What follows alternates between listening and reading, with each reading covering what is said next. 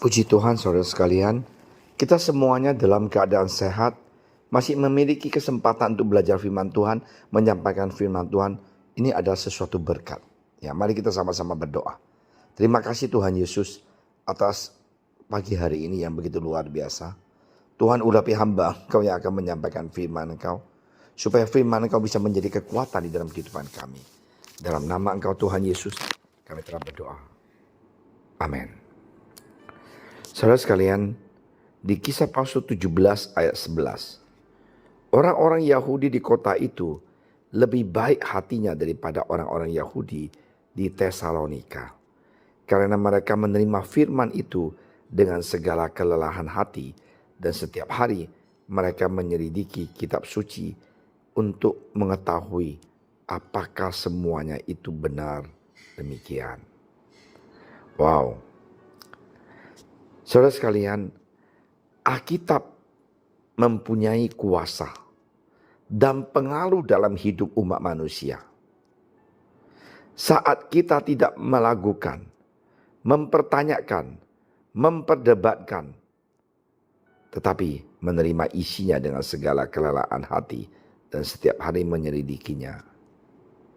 Seperti yang dilakukan oleh orang-orang Yahudi yang ada di Belea, Alkitab mempunyai beberapa keistimewaan yang membuat setiap orang yang membacanya tidak melakukan, melainkan menerimanya dengan penuh hormat dan sukacita. Keajaiban Alkitab nampak dalam beberapa hal ini.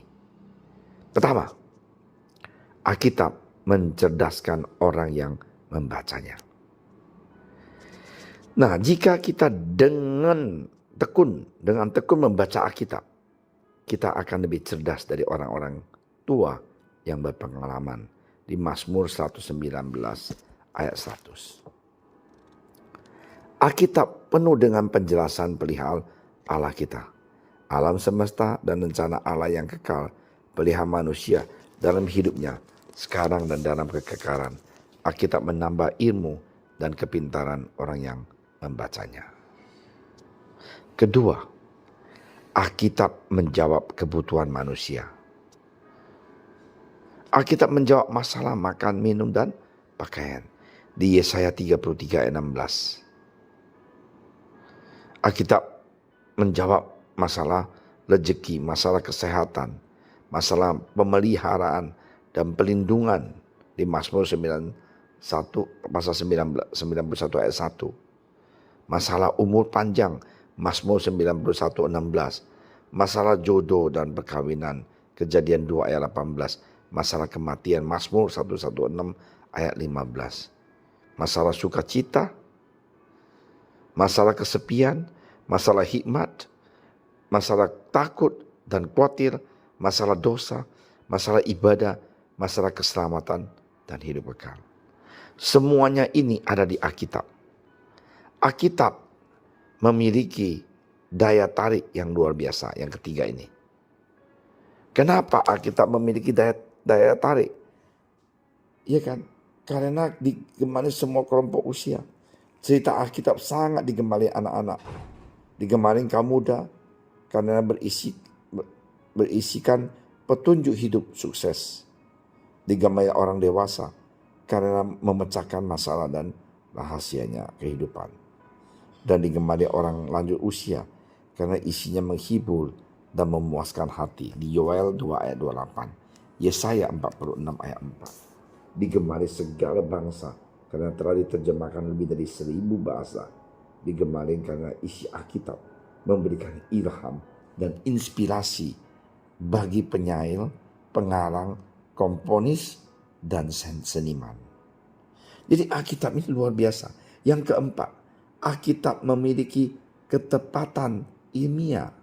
Para dokter menemukan bahwa ada 16 unsur yang terdapat di dalam tubuh manusia juga ada pada debu tanah, Kejadian 2 ayat 7. Alkitab buku ilmiah karena apa yang ditemukan para ahli bumi dan dalam Alkitab. Ya kan? Perihal laut dan samudera, peningkatan cahaya dan suara, Ayub 38 ayat 7. Manfaat hujan salju, pelanan kilat. Alkitab mengatakan bumi itu bulat sebelum kebenaran tersebut ditemukan. Di Yesaya 40 ayat 22. Terakhir, Alkitab adalah firman Allah karena nubuatnya digenapi. Ada nubuat yang ditulis 500 tahun lampau. Ada yang 1000 tahun dan ada juga yang 1500 tahun. Dan sebagian besar dari nubuat tersebut telah digenapi. Sebagian contoh apa yang tertera pada buku Daniel 5:24 telah digenapi secara sempurna. Semua ini membuktikan bahwa Alkitab adalah firman Allah, kemauan Allah, isinya yang harus diterima, dipercayai dan bukan diperdebat. Ya, marilah saudara sekalian, firman Tuhan ini kita taati, kita lakukan, kita takut akan firman Tuhan, kita cinta firman Tuhan, dan kita nikmati melakukan firman Tuhan. Mari kita sama-sama berdoa. Terima kasih Tuhan Yesus atas hari ini. Tuhan mengajar kita, mengingatkan kita bahwa firman Engkau adalah kekuatan di dalam kehidupan kami. Tuhan, biarlah kami bisa ngerti firman Engkau dan cintai firman Engkau dan melakukan firman Engkau. Dalam nama Engkau Tuhan Yesus kami berdoa. Amin.